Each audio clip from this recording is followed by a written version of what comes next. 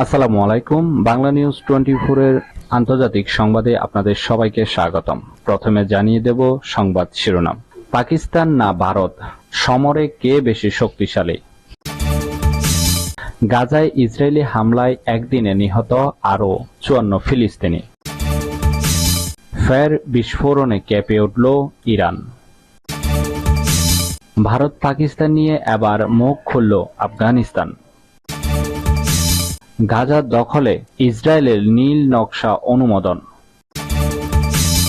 সর্বশেষ জানাবো, হামাসের হাত থেকে মুক্তি পাওয়া জিম্মি ইসরায়েলে গিয়ে ধর্ষণের শিকার। এতক্ষণ শুনছিলেন সংবাদ শিরোনাম, আবার বিস্তারিত শুরু করার আগে আপনাদের সবার কাছে আমার ছোট্ট একটি রিকোয়েস্ট। আপনারা কে কোন জায়গা থেকে আমাদের এই ভিডিওটি দেখছেন অবশ্যই কমেন্ট বক্সে জানাতে ভুলবেন না। আর আপনি চ্যানেলে নতুন দর্শক হলে অবশ্যই সাবস্ক্রাইব করে পাশে থাকার বেল আইকনটি অন করে রাখুন নতুন এরকম সংবাদ ভিডিও পাওয়ার জন্য। পাকিস্তান না ভারত, সমরে কে বেশি শক্তিশালী? কাশ্মীরের পহেলগাম অঞ্চলে পর্যটকদের উপর হামলার ঘটনায় ভারত ও পাকিস্তানের মধ্যে উত্তেজনা চরমে পৌঁছেছে। কূটনৈতিক বহিষ্কার, বিমান চলাচলের জন্য আকাশপথ বন্ধ করা সহ পাল্টাপাল্টি বেশ অনেকগুলো পদক্ষেপের ঘোষণা দিয়েছে দুই দেশেই। বিশ্ব সামরিক শক্তি ও অস্ত্রশস্ত্র সম্পর্কে ধারণা তুলে ধরে গ্লোবাল ফায়ার পাওয়ার। তাদের ওয়েবসাইটে বলা হচ্ছে 2025 সালে মার্কিন যুক্তরাষ্ট্র, রাশিয়া এবং চীনের পর ভারত বিশ্বের চতুর্থ শক্তিশালী সামরিক শক্তি হবে। তুলনামূলকভাবে পাকিস্তানের অবস্থান কিছুটা পেছনে।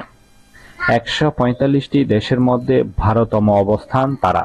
Swedish think tank Stockholm international piece research ইনস্টিটিউটের একটি প্রতিবেদন অনুযায়ী 2024 সালের পাকিস্তানের তুলনায় প্রতিরক্ষা খাতে 9 গুণ বেশি ব্যয় করেছে ভারত। সে প্রতিবেদন অনুযায়ী 2025 সালে ভারত তার প্রতিরক্ষা খাতে প্রায় $86 বিলিয়ন সমপরিমাণ অর্থ ব্যয় করার পরিকল্পনা করেছে, যেখানে পাকিস্তান 2024 সাল থেকে 25 অর্থ বছরে সশস্ত্র বাহিনীর জন্য $10 বিলিয়ন বেশি কিছু বরাদ্দ দিয়েছে। গাজায় ইসরায়েলি হামলায় একদিনে নিহত আরও 54 ফিলিস্তিনি। সর্বশেষ 24 ঘন্টায় অবরুদ্ধ গাজা ভূখণ্ডে আরও অন্তত 54 ফিলিস্তিনিকে হত্যা করেছে ইসরায়েলি দখলদার বাহিনী। আহত হয়েছেন আরও শতাধিক। এতে করে অবরুদ্ধ ওই জায়গাটিতে নিহতর মোট সংখ্যা প্রায় 52,600 জনে পৌঁছে গেছে। সংবাদ মাধ্যম আল জাজিরা এবং বার্তা সংস্থা আনাদোলার প্রতিবেদনে এ তথ্য জানা যায়।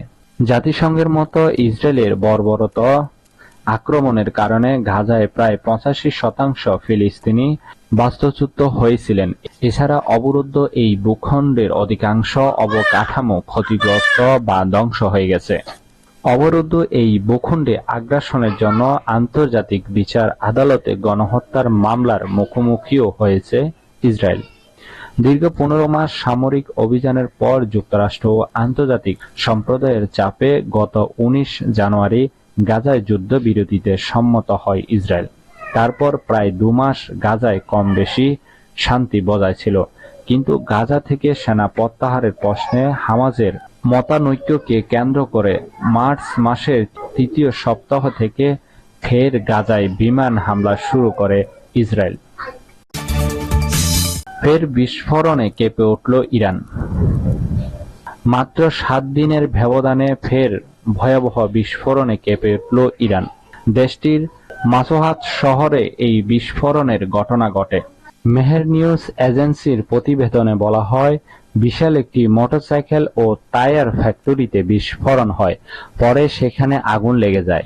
আকাশের বড় একটি অংশ ধোঁয়ার কুণ্ডলিতে ছুঁয়ে গেছে।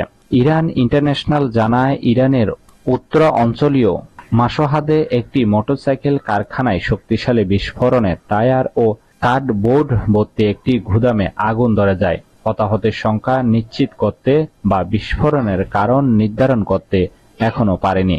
বিস্ফোরণটি কিভাবে ঘটল তা এখনো জানা যায়নি। কোনো হতাহতের খবরও আসেনি।